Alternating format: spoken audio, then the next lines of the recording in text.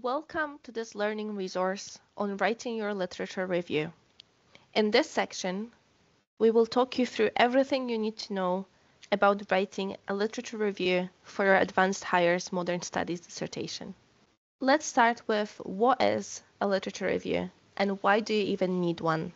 Literature review is a key part of any research project. Any research paper you come across will have a literature review section, although it might not always be called that. The point of a literature review is to demonstrate to the readers what research in your area has previously been done, communicate the gap in the discipline, and present how your own research contributes to filling in this gap. Don't panic. We already mentioned in our previous sections that at the level of advanced hires, you are not expected to present a novel and innovative dissertation that fills in a research gap.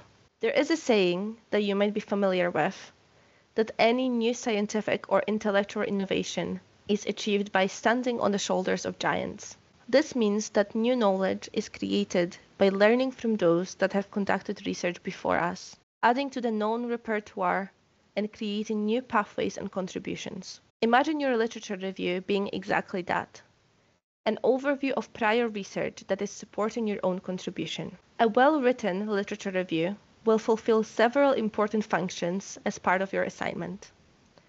It will demonstrate prior research and knowledge that your own dissertation is supported by. It will showcase your knowledge of the topic and ability to synthesize information, and it will provide evidence supporting your arguments and your own findings. Let's move on to how you can write your literature review. There is no one-size-fits-all approach for writing literature review. The approach to literature review is often very individual to each researcher. However, in this resource, we will try to simplify the process for you to help you research, structure, and write your own literature review. Before we proceed with specific steps, there is one key thing that you need to keep in mind. The process of writing literature review is usually very iterative, meaning that you will go back and forth between this and other chapters of your dissertation.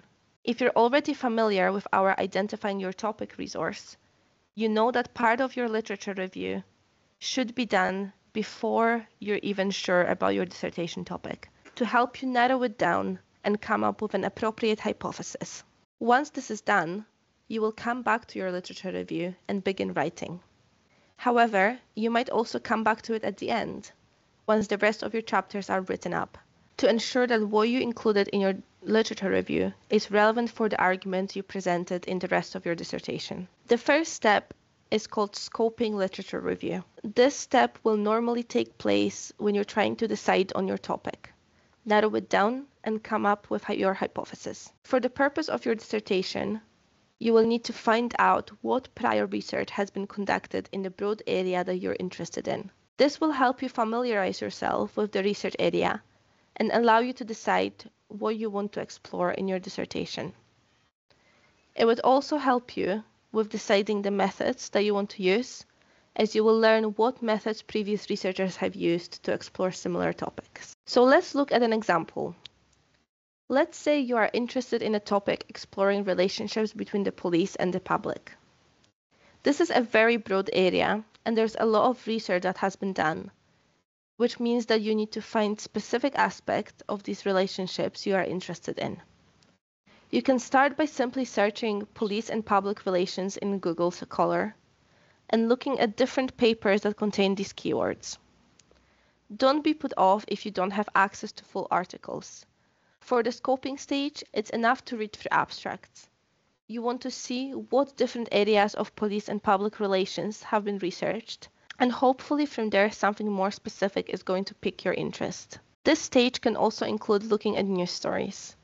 You might want to look through online newspapers to see what has been reported in terms of police relationships with the public. Remember that newspapers are often subjective, meaning that they are not a robust academic source that you should heavily rely on within your references. However, they might be able to help you explore real-life examples that will allow you to narrow down your topic. The second step is going deeper into your literature. Now that you identify your broad area of interest, it's time to go deeper into your literature search. Having done some scoping, you might start to come across some terms and concepts that will repeat themselves across the literature. You now need to spend some time reading those in more detail, going beyond just the abstracts and seeing what do the authors have to say about your chosen area. What are the trends that are appearing across the literature? What authors are appearing the most frequently? What are they saying about your chosen area?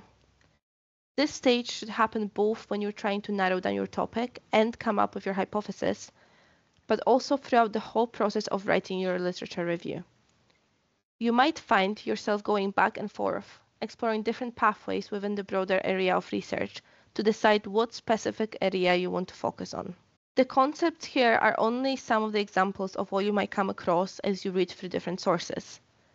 They will be different for each topic, but the important thing is to remember that you want to be getting as specific as possible with the literature you're reading and reviewing in your dissertation. As the first scoping stage started broad, you can see that we are now moving down towards a more detailed concepts and research. As you continue, you might also notice that suddenly there is a more limited number of sources available. Don't panic. This is a good thing. It just means that you found a niche that not many people have researched yet. The third step is going even deeper. You might ask yourself, how much more detailed can my literature search get? The real answer is, you could probably keep going. As you read different sources, you will begin to realize that what first seemed like an extremely broad area is actually a spider web of different ideas, concepts, and theories, and they are most likely connected to each other. The key skill you will need to develop is not getting lost within that spider web. The third stage requires you to dig a bit deeper. Get even more specific.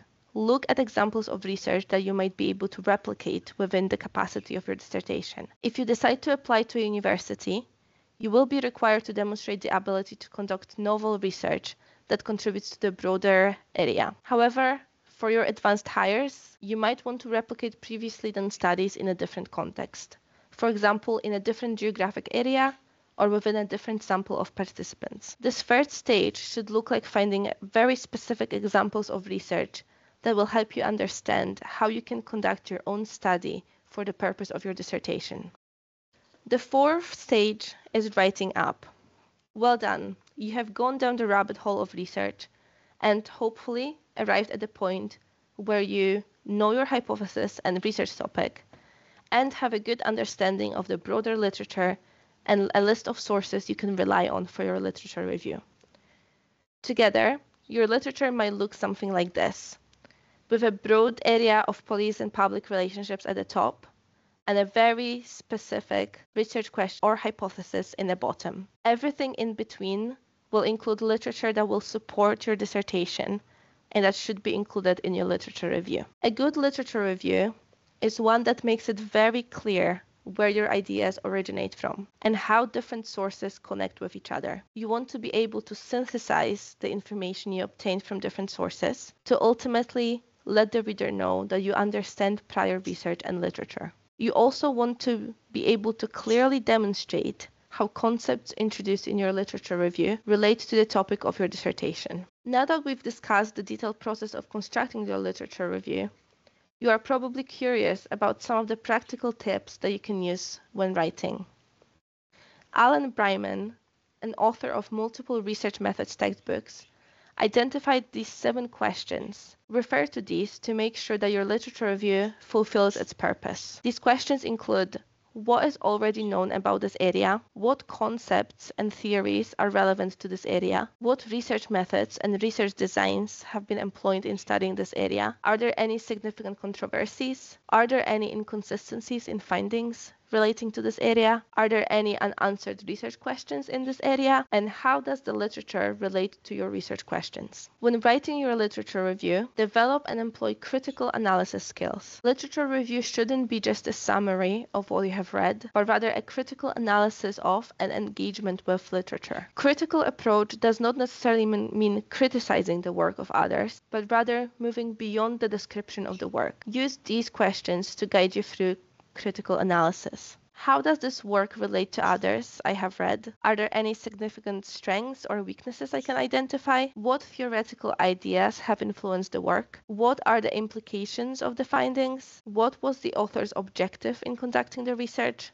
And what are the conclusions, and does the data provided warrant those? Use iterative approach to your literature review. Guide the literature search with your hypothesis, but also use literature review to show you what hypotheses are important. Review your literature review again at the end to ensure that everything you included is relevant for your research. Make sure your literature review has an introduction and a conclusion. Tell your readers what they can expect from the literature review, laying out the aims clearly. In conclusion, tell your reader what you think your review demonstrates. Are you showing a gap in literature, inconsistency in research, dominance of certain approaches? Make sure this is clearly emphasized. Remember that you won't be able to review every single source that exists in your chosen area, and that's okay. For your dissertation, make sure that what you discuss has a clear purpose and is relevant to your research topics. It's easy to get distracted by the breadth of sources and information. However, the most important thing is that the literature you choose to review